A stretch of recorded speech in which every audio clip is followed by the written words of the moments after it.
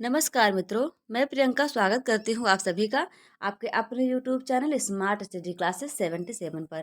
मित्रों, हम तैयारी कर रहे हैं यहाँ पर एनटीए नेट जेआरएफ का।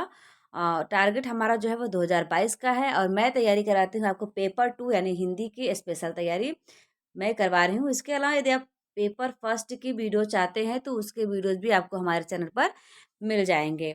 हम जो पढ़ रहे हैं वह है यूनिट 7 और इसके पहले यूनिट फर्स्ट की कुछ वीडियोज भी अपलोड हो चुकी हैं। यदि आपने अभी तक नहीं देखी तो आप जाकर इसे देख सकते हैं। आज हम पढ़ने वाले हैं पिता कहानी। और ये पिता कहानी किसकी है? चलिए हम देखते हैं पिता कहानी के लेखक कौन है। तो पिता कहानी के लेखक हैं ज्ञान रंजन जी। कौन है लेखक? ज्ञान रंजन।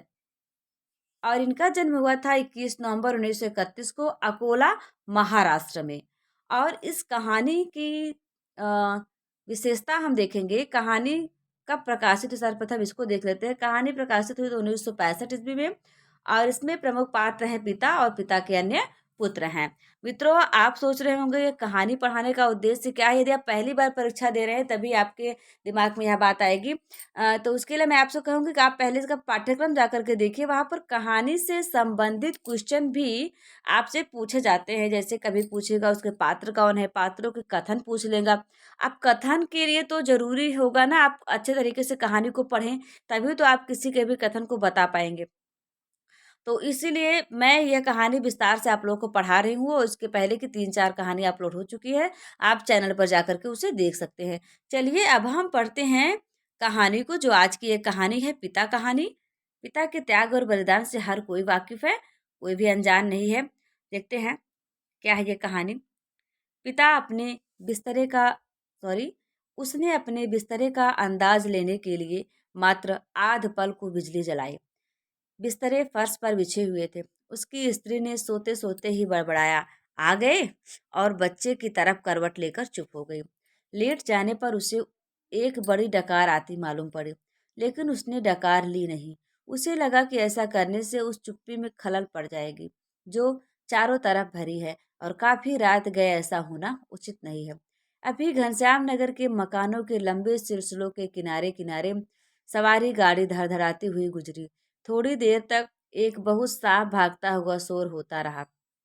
सर्दियों में जब यह गाड़ी गुजरती है, तब लोग एक प्रहर की खासी नींद ले चुके होते हैं। गर्मियों में 11:30 का कोई विशेष मतलब नहीं होता। यूँ उसके घर में सभी जल्दी सो जाया करते हैं, जल्दी खाया और जल्दी उठा करते हैं। आज बेहद गर्मी है। रास्ते भर उसे जितने लोग मिले उन सब ने उससे गर्म और बेचैन कर देने वाले मौसम की ही बात की। कपड़ों की फजीहत हो गई, बदहवासी, चिपचिपाहट और थकान है। अभी जब सवारी गाड़ी शोर करती हुई गुजरी तो उसे ऐसा नहीं लगा कि नींद लगते-लगते टूट गई हो, जैसा जाड़ों में प्रायः लगता है, बल्कि यूँ लगा कि अगर सोने की चेष्टा शुरू नहीं की गई, तो सचमुच देर हो जाएगी। उसने जम्हाई ली, पंखे की हवा बहुत गर्म होती और वह पुराना होने की वजह से चिढ़ाती सी आवाज़ भी कर रहा है। उसको लगा कि दूसरे कमरों में भी लोग शायद उसकी ही तरह जम्हाइयाँ ले रहे होंगे, लेकिन दूसरे कमरों के पंखे पुराने नहीं हैं। उसने सोचना बंद करके अन्य कमरों की आहट लेनी चाहिए। उसे कोई बहुत मासूम सी ध्वनि भी 1-1.5 मिनट तक नहीं सुनाई दी, जो सन्नाटे में काफ़ी तेज होकर आ सकती हो। तभी पिता की चारपाई बाहर चरमराई। वह किसी आहट से उठे होंगे।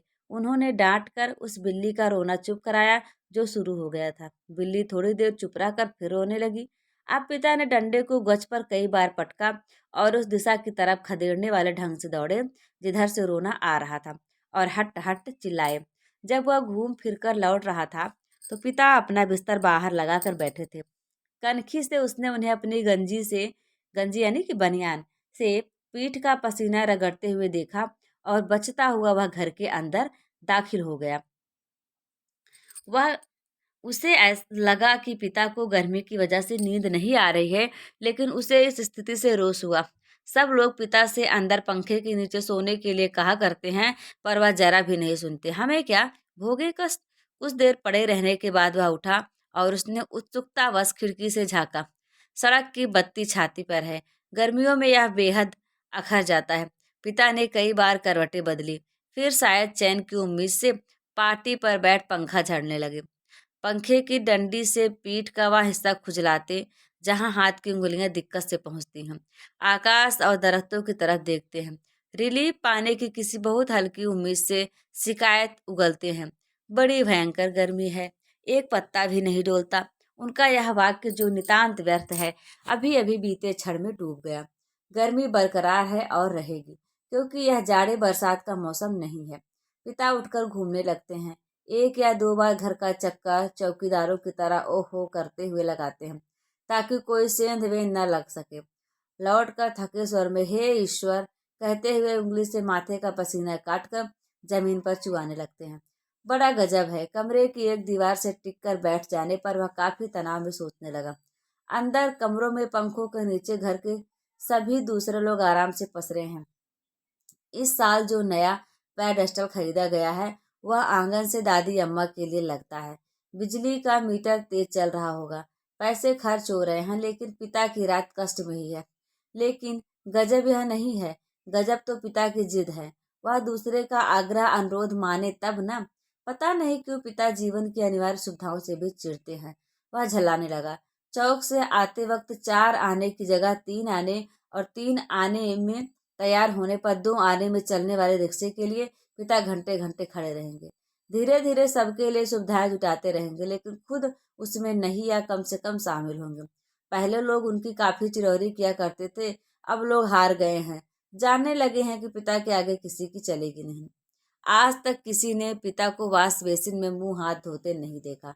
बाहर जाकर बगिया वाले नल पर ही कुल्ला दातुन करते हैं। दादा भाई ने अपनी पहली तनख्वाह में गुसल खाने में उत्साह के साथ एक खूबसूरत सावर लगवाया, लेकिन पिता को अरसे से हम सब आंगन में धोती को लंगोटे की तरह बांधकर तेल चुपड़े बदन पर बाल्टी बाल्टी पानी डालते देखते आ रहे हैं। खुले में स्नान करेंगे, जनेऊ से छाती और पीठ का मैल काटेंगे। शुरू में दादा भाई ने सोचा पिता उसके द्वारा सावर लगवाने से बहुत खुश होंगे और उन्हें नई चीज का उत्साह होगा। पिता ने जब कोई उत्साह प्रकट नहीं किया तो दादा भाई मन ही मन काफी निराश हो गए। एक दो बार उन्होंने हिम्मत करके कहा भी, आप अंदर आराम से क्यों नहीं नहाते? तब भी पिता आसानी से उसे टाल गए। लड़कों द्वारा बाजार से लाई बिस्किटें, महंगे फल पिता कुछ भी नहीं लेते। कभी लेते भी है तो बहुत नाक भौं सिकोड़कर उसके बेस्वाद होने की बात पर शुरू में ही जोर दे देते हुए। अपनी अमावट गजक और दाल रोटी के अलावा दूसरों द्वारा लाई चीजों की श्रेष्ठता से वह कभी प्रभावित नहीं होते। वह अपना हाथ पांव जानते हैं, अपना अर्जन, और उसी में उन्हें संतोष है। वे पुत्र जो पिता के लिए कुल्लू का सेब मंगाने और दिल्ली एम्पोरियम से बढ़िया धोतियां मंगाकर उन्हें पहनाने का उत्साह रखते थे, अब तेजी से पिता विरोधी होते जा रहे हैं। सुखी बच्चे भी अब गहे बगाहे मुंह खोलते हैं और क्रोध उगल देते हैं। लद्द लद्द बाहर आम के 2 सीकरों के लगभग एक साथ गिरने की आवाज आई।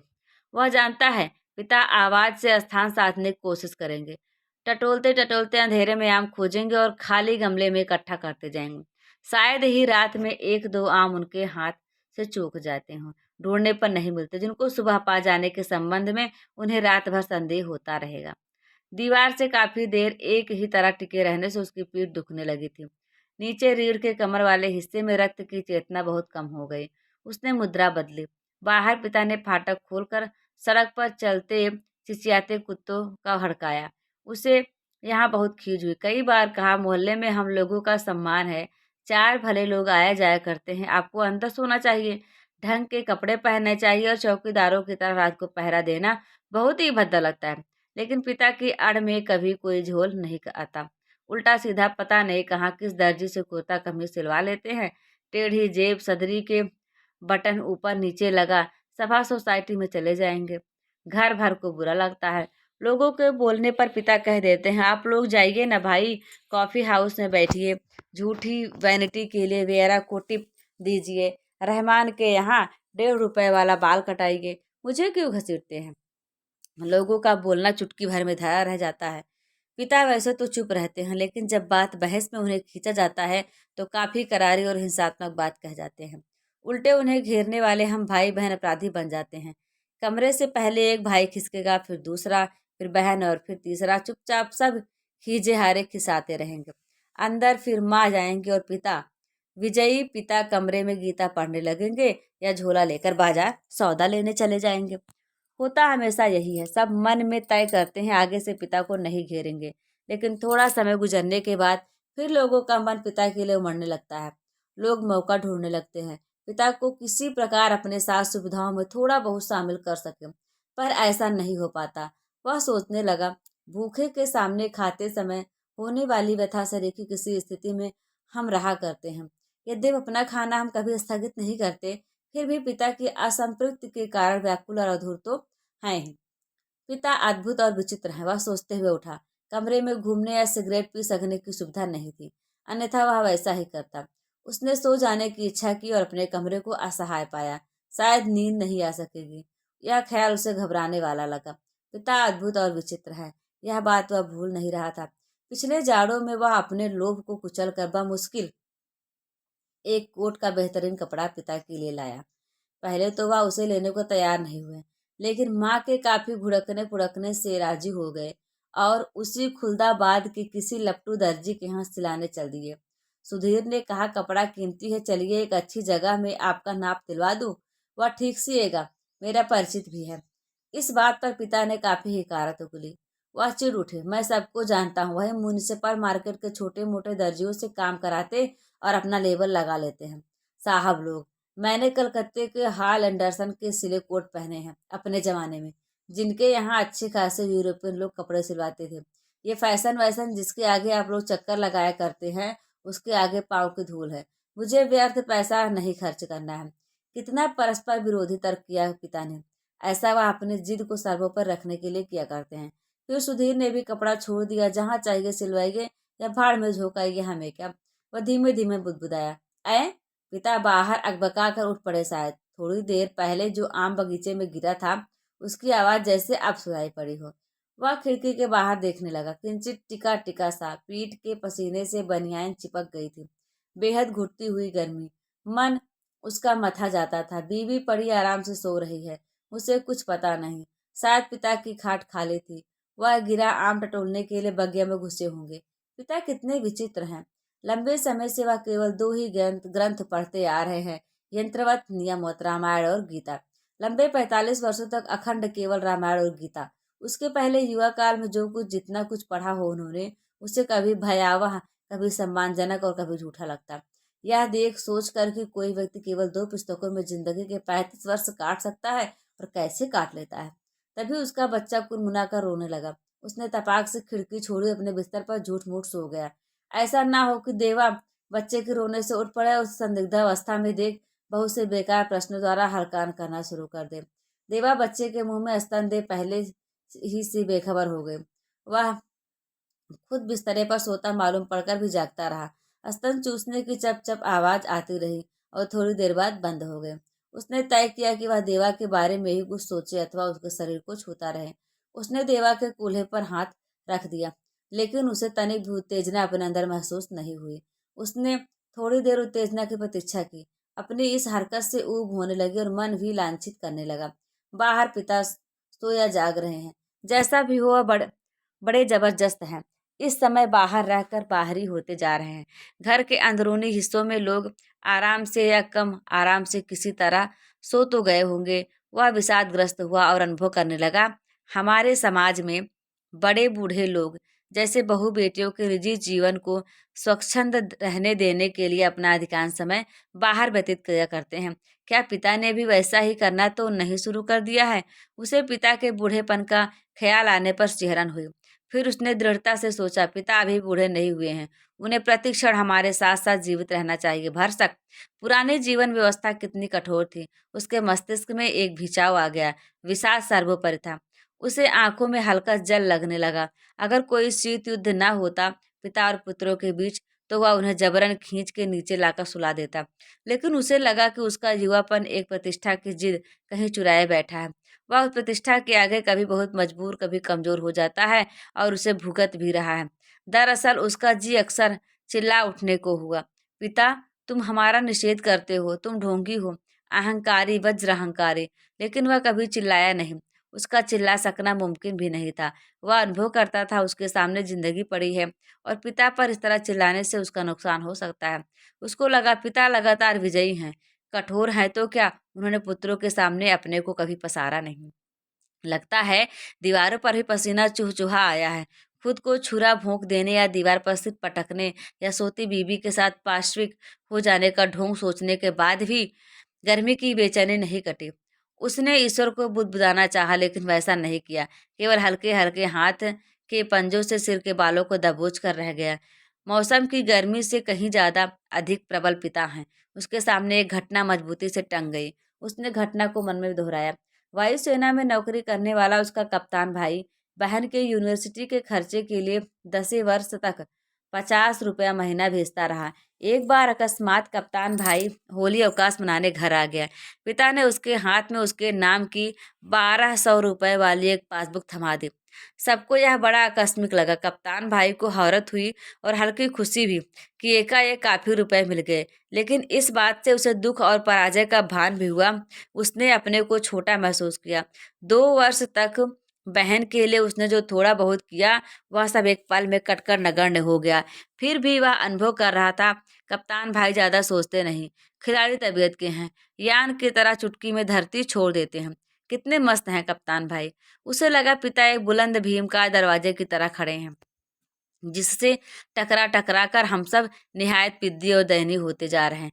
इस घटना को याद करके और पिता के प्रति खिन्न हो जाने पर भी उसने चाहा कि वह खिड़की से पिता को अंदर आकर सो रहने के लिए आग्रह पूर्वक कहे, लेकिन वह ऐसा नहीं कर सका। वह असंतोष और सहानुभूति दोनों के बीच असंतुलित भटकता रहा। न लोको शेड से उठती इंजनों की सटिंग ध्वनि, न कंक्रीट का ही आभास हुआ, पुनः जीवित हो गया। पूरा शहर कभी नहीं सोता या मरता। बहुत से सोते हुए जान पड़ने वाले भी संक्षिप्त ध्वनियों के साथ या लगभग ध्वनिहीनता के बीच जगे होते हैं। रात काफी बीत चुकी है और इस समय वह सब सोचना सिवाय सोने के कितना निरर्थक है। शायद पिता आऊं गए हैं। करवट बदलने से उत्पन्न होने वाली खाट की चरमराहट, आम टटोलते समय सूखी या सूखी पत्तियों के कुचलने की आवाज, लाठी की पटक, मकान के फेरे के वक्त की घास खसार, कुत्ते बिल्लियों को हड़काना, कुछ सुन नहीं पड़ रहा है। इस विचार से कि पिता सो गए होंगे उसे परम शांति मिली और लगा कि अब वह भी सो सकेगा। शीघ्र नींद के लिए उसने टकटकी बांधकर पंखे की तरफ देखना शुरू किया। गर्म हवा के बावजूद दिन भर की व्यर्थ थकान और सोच विचार से पस्त हो जाने की वजह से वह नींद में चित्त हो गया। थोड़े समय उपरांत वह एकाएक उछक कर बैठ गया। उसने चारों तरफ कुछ देख पाने के लिए कुछ क्षणों तक गड़े हुए अंधेरे को घूरा। हुआ यह कि उसे शरीर में एकाएक बहुत गर्मी सी लगी और अजीब सी सरसराहट हुई। शायद पसीने से भीगी टांग पत्नी के बदन से छू गई थी। मुंह में बुरा सा स्वाद भर आया था। किसी बुरी बीमारी के कारण अक्सर ऐसा हो जाया करता है। उठकर उसने 2-3 कुल्ले किए और ढेर सारा ठंडा पानी पिया। इतना सब कुछ वह अंधनींद में ही करता रहा। आंगन से पानी पीकर लौटते समय उसने इत्मीनान के लिए खिड़की के बाहर देखा। अब तक नींद जो थोड़ी बहुत ही काफूर हो गई। पिता सो नहीं गए हैं अथवा कुछ सोकर पुनः जगे हुए हैं, पता नहीं। अभी उन्होंने हे राम तू ही सहारा है कहकर जम्हाई ली है। ऐसा उन्होंने कोई दब कर नहीं किया। रात के लिहाज से काफी शोर उठाते कहा है। शायद उन्हें इत्मीनान है कि घर में सभी लोग निश्चिंत रूप से सो रहे हैं। पिता ने अपना बिस्तर गोल मोड़ कर खाट के एक सिरे पर कर लिया है और वही सुराही से प्याले में पानी ले लेकर अपने खटिया की बाध तर कर रहे हैं। सुराही से खाट तक और खाट से सुराही तक बार बार आते जाते हैं। बहुत बार ऐसा करने पर खाट का बाध तर हुआ है। इसके बाद उन्होंने पानी पिया और पुनः एक बड़ी आवाजदार जम्हाई के साथ लिपटे हुए बिस्तर का सिरहाना बना निखरी खटिया पर लेट गए। तड़का होने में पता नहीं कितनी देर थी। थोड़ी देर बाद पंखा जमीन पर गिराकर उनका दायां हाथ खटिया की पाटी से झूलने लगा। चारों तरफ धूमिल चांदनी फैलने लगी है। सुबह जो दूर है के भ्रम में पश्चिम से पूर्व की ओर कौवे कांव कांव करते उड़े। वह खिड़की से हटकर बिस्तरे पर आया। अंदर हवा वैसी ही लू की तरह गर्म है। दूसरे कमरे स्तब्ध हैं। पता नहीं बाहर भी उमस और बेचैनी होगी। वह जागते हुए सोचने लगा, अब पिता निश्चित रूप से सो गए हैं शायद। मित्रों, यह रही आज की कहानी और इसमें ज्ञान रंजन जी ने पिता का बहुत ही बखूबी से वर्णन किया है, उनके त्याग और बलिदान का। उन्होंने किस तरीके से अपने बच्चों के लिए क्या क्या त्याग किया है। तो ठीक है मित्रों, आपको हमारी ये कहानी कैसी लगी? उम्मीद है कि बहुत पसंद आई होगी और जैसे भी हो आप कमेंट करके हमें अवश्य बताइए। बहुत ही जल्द आपसे हम मिलेंगे एक और बेहतरीन क्लास के साथ। तब तक के लिए आप इसे पढ़ते रहिए, इसका रिवीजन करते रहिए। और यदि आप कुछ पूछना चाहते हैं तो उसके लिए आप हमारे कमेंट बॉक्स में कमेंट कर सकते हैं। ठीक है मित्रों, हम आपसे मिलेंगे बहुत जल्दी। जय हिंद, जय भारत।